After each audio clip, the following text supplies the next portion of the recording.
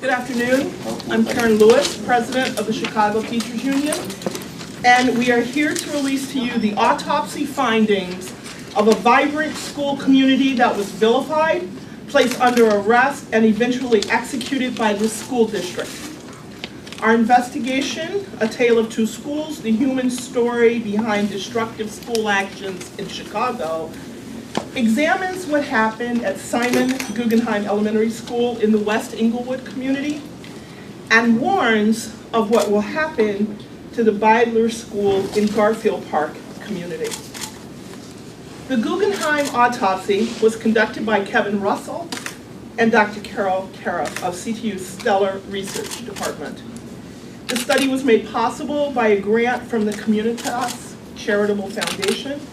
In addition to our researchers, we are joined by Patricia Nix-Hodis of the Chicago Coalition of the Homeless, former staff from Guggenheim, and community leaders who have been active in fighting for the schools our students deserve. So let's get into this report. Kevin, can you share with us the highlights of what you found?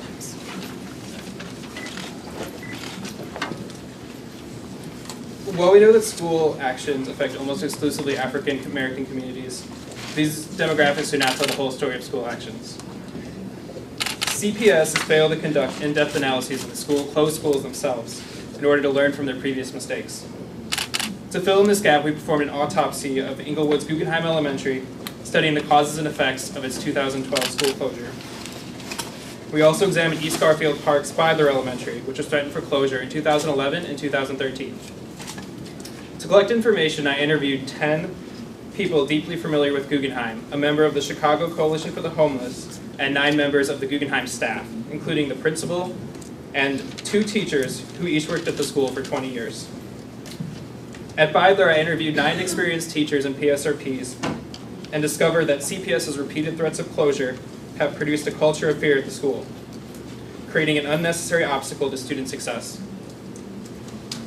Despite resource deficiencies, the Guggenheim community is using research-based strategies to build a stable school climate based on collaboration, teacher input, and a clear vision for the future. Guggenheim, however, never got this chance. CPS and its appointed administration made many egregious missteps. The Guggenheim staff was never given the opportunity to implement their ideas for holistic improvement. The district and the Guggenheim administration not only impeded progress, but it reversed it through destructive policies that destabilized the school and set it up for closure. CPS then implemented a haphazard transition plan that led to only 37% of the students, the non-graduating students attending the designated receiving school, and 90% of students dropping out or not accounted for by CPS. CPS now wants to close 54 neighborhood schools, the most at one time in American history. How can CPS guarantee the smooth transition of the over 16,000 students at schools being proposed for closure in 2013 when it failed to guarantee the transition of the 250 students at Guggenheim last year? If CPS did not investigate and reveal the damage it imposed at Guggenheim while closing only 4 schools last year, how can the district do a proper investigation of the 54 proposed for closure this year? At each school proposed for closing, consolidation, co-location, or turnaround, there's a story. There's a story that's inextricably linked. There's a story that involves real students, teachers, staff, and administrators that are inextricably linked to their school. We need a moratorium on school closings until CPS develops a plan to complete these in-depth investigations and release the findings to the public for consideration. Thank you.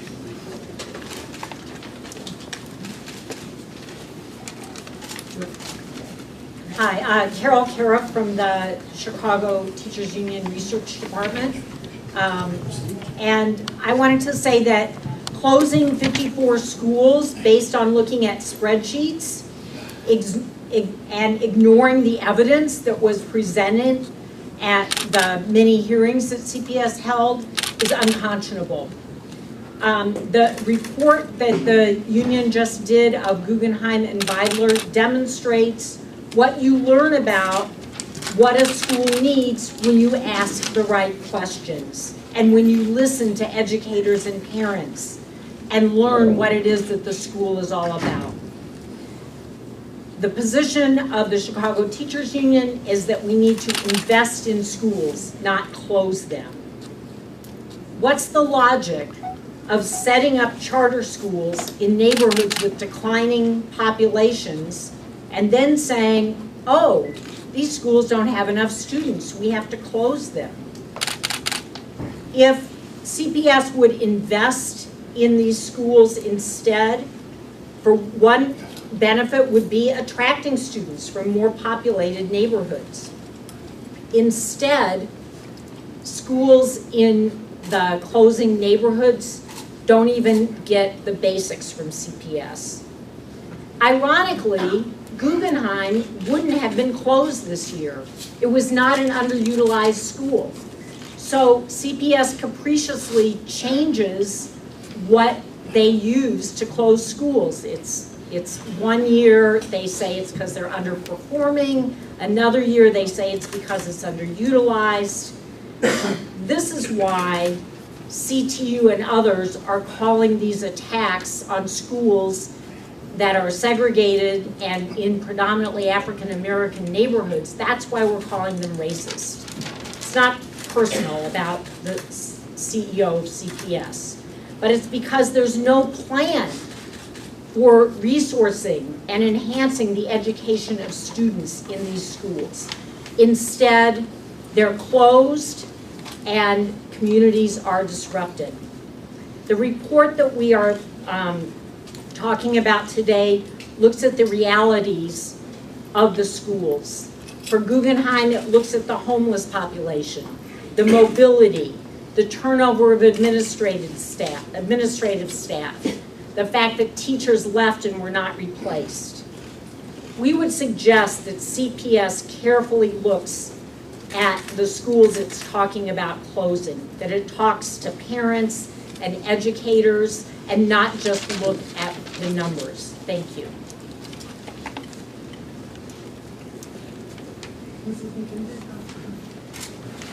Please spell your name, but say your both names for the. Hi, my name is Ifeoma Nkembi. It's spelled I-F-E-O-M-A, and the last name is spelled Nkembi, N-K-E-M-D-I. I was a teacher at Guggenheim School for 2 years, I would say, and I was put into a classroom in the beginning of the year in 2011 to 2012 with 43 students. First day was actually 17. The next day was 43. And this was all because of a mix-up. And for a school that was already on the chopping block, and we all had incentives to make sure that we did extremely well with teaching and making sure that the ISATs, the students were ISAT ready, that is a detriment to teaching and being able to manage a classroom. Some of the kids were not moved because there was a mix-up downtown. So not until the third day did I have my regular classroom, which turned out to be 38 students. Some of them which were repeating third graders, some of them were 10, 11 years old, some going on to 12. Very difficult environment to teach and to teach up to the standards. And it was a problem from the first day till the end of the year. It's a lot of chaos, especially with the announcements of closings. Children felt like they were mishandled. They felt like they weren't heard. There was a lot of disruption in the classroom, and nothing was done by administration to solve the issue, solve the problem. Rather, it looked like they just wanted to make sure the school closed down on that note. So it began on a tumultuous note, and it ended on a very harsh, tumultuous note. Thank you.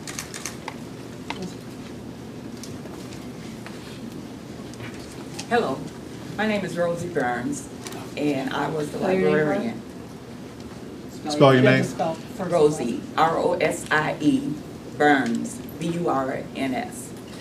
And I was the librarian at Guggenheim. I taught at Guggenheim for 19 years. I hear and I heard about the money that CPS claimed they poured into our school. Well, my library did not receive a budget, a penny, since 2007. And I had to work with the public library with grants and the library card campaign, trying to get up-to-date materials for our students to work with. My library had outdated encyclopedias. I had 2 working computers in my library, which made it very difficult when you have classrooms coming in and everyone wants to do research and do their reports. So I tolerated a lot of abuse, and so did other staff members. Administrators telling us that you don't care about our students. If you did, the discipline would be better. But I don't understand how you can say that a teacher doesn't care when I worked through my sickness, my illness. I went through chemo and radiation, and I was there every day. I came every day after my treatments. I love my Guggenheim students. I wanted them to succeed. But at the end, CPS won out.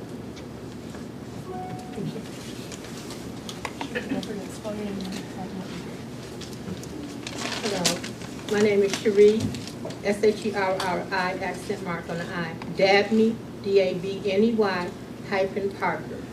I worked at Guggenheim for 7 years. I was a teacher assistant, the homeless liaison, after-school coordinator, and an all-stars after-school coordinator. At Guggenheim, we were treated really bad. We had national board teachers and tenured teachers that were harassed, bullied, and intimidated, threatened with E3 procedures and disciplinary write-ups, resulting in them leaving, resigning, or retiring early. We had no assigned teachers in certain classrooms for 3 to 4 months. With day-to-day subs, students suffered. We had classes that were overcrowded with no assistants. Our special ed students suffered because at the parents' request, they did not receive the services they needed. They were ignored from 2010 to 2012. From 2010 to 2012, our students had no assigned gym teacher. Our school staff and students struggled under an appointed principal from CPS who received a bailout in 2011. She leaves Guggenheim. Students suffer again, even more. We receive a new principal in 2012. He comes in, continues to attack and bully students and staff, transferring our homeless ed students out. We had 1/3 of our membership was homeless ed. 91 students were transferred out with no receiving school. Guggenheim students and staff really suffered. The students felt demoralized, they had low self-esteem, and a sense of not belonging. Today, they still have those same effects. There was no transition plan for our students and no safety plan. Guggenheim students did not benefit from the CPS action. When CPS closed Guggenheim down, it forced those students to transfer and be placed in schools that perform no differently than Guggenheim. CPS has a policy and they create conditions and label schools as failing. Guggenheim staff and students suffered. CPS should have given Guggenheim all the resources and the support we need because all of our children deserve quality education and a world-class school in our neighborhood. Thank you.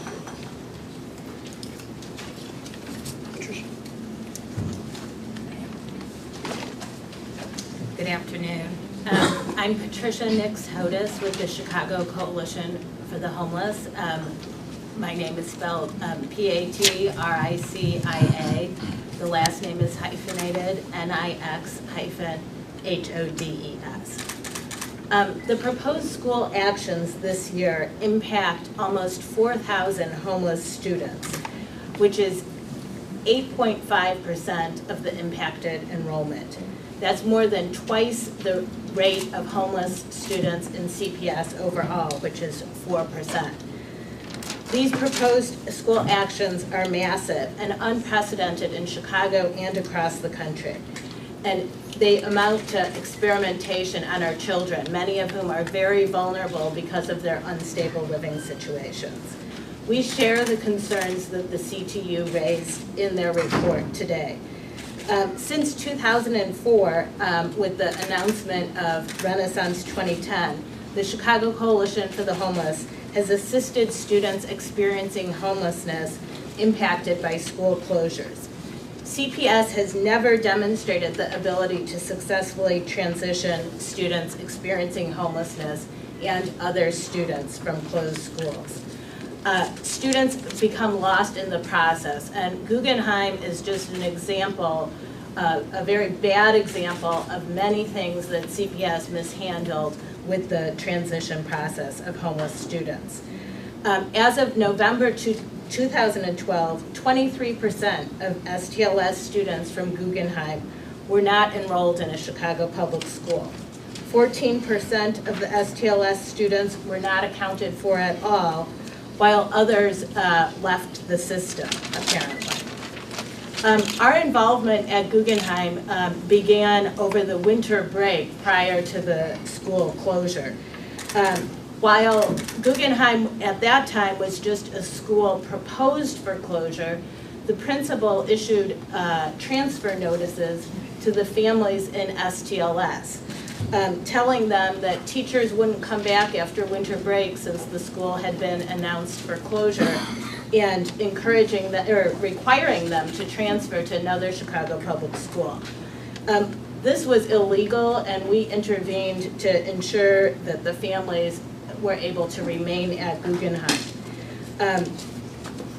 Throughout that spring and throughout the summer, the Coalition for the Homeless met with school staff and families and students to help them understand their rights in the transition process and to determine the individual needs. The STLS liaison, Ms. Parker, who spoke here today, was extremely supportive of the families and the students. The principal, on the other hand, was not. We had difficulty after difficulty in getting needed services for the students. Things as simple as fee waivers were not provided, uniform assistance was denied, serious problems and delays in getting students evaluated for special education, and other needs were not met. Then over the summer, the STLS program, which is Students in Temporary Living Situation, the homeless education program at CPS, reorganized when they were in the process of working with homeless students from Guggenheim and transitioning them. All of the STLS workers helping Guggenheim families lost their jobs in the reorganization process. Then at the start of this current school year, the manager of STLS took another position within CPS. Yeah. So all students are harmed by this chaos and destabilization, and homeless students are particularly vulnerable due to their unstable living situations. Thank you. Thank you.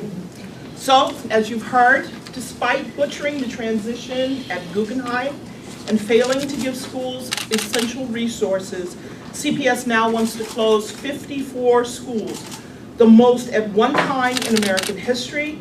In the past few years, as we've just heard, the criteria keep changing. We have a constantly moving, shifting set of sands. School closings are not the solution to solving our education problems in this city. Shutting down schools does not improve education policy because buildings do not educate our students. Well-resourced, supported teachers and staff do that. School closings are not popular and are not the solution taxpayers want. That is why thousands of people, parents, students, clergy, educators, civil rights activists, and community groups have been engaging in direct action all across the city. Hundreds of parents and teachers at the targeted schools have been consistent in their testimony on why their schools shouldn't be destroyed. Stakeholders have presented CPS with evidence of improved test scores, school utilization, and the viability of their schools, but all of this has been ignored. The mayor has said no more negotiations. Board members have been trotted out to parrot CPS talking points as if they have already voted on the matter. There is no democracy here. These hearings Most likely sham events are designed to provide therapy to people impacted by their decisions. So if the mayor and his hand-picked corporate school board will not listen to us, we must find those who will. This is why Chicago Teachers Union will launch a comprehensive and aggressive political action campaign in the coming weeks. We intend to continue our advocacy against school closings, turnarounds, and phase-outs until the board rubber stamps this plan on May 22nd. And on May 23rd, we're going right back out in the streets. Along with our community allies and partners, we intend to, number one, launch a citywide voter registration and education campaign. We want to put at minimum 100,000 new voters on the Chicago rolls. We are going to go door to door in the neighborhoods where people's schools have been shut down and their jobs have been lost because of this administration. We will be hosting Who Wants to Run for Mayor? Who wants to be an alderman? And who wants to run for statewide office political education boot camps, where we will help vet people interested in public service. We do not intend to wait until 2015 to do this. We intend to join the efforts to find qualified people right now. So if anyone out there wants to stand up for our students, parents, for educators on a strong research-based education agenda in this city, and will pledge to fight the status quo, visit our CTU website, www.ctunet.com, for dates of these trainings. We're going to go ward by ward because our new mayor will need good people in the city council who aren't afraid to stand up for taxpayers. We're going to move through these districts because our state officials are going to need to know the people who put them there, that are not only behind them, but are counting on them to be their voice in Springfield. We will increase donations to our political action committee. These candidates will need money and resources to run successful campaigns, and we intend to canvass neighborhoods. Good candidates need volunteers, people who can go precinct by precinct to find disaffected voters, re-energize them, and get people to the polls. And we know that we may not win every seat we intend to target, but with research, polling, money, and people power, we can win some of these. So, thank you very much. We are calling on the people that have the power and the people who are most impacted by this to come together, have some real conversations. Accountability goes 360 here. Thank you.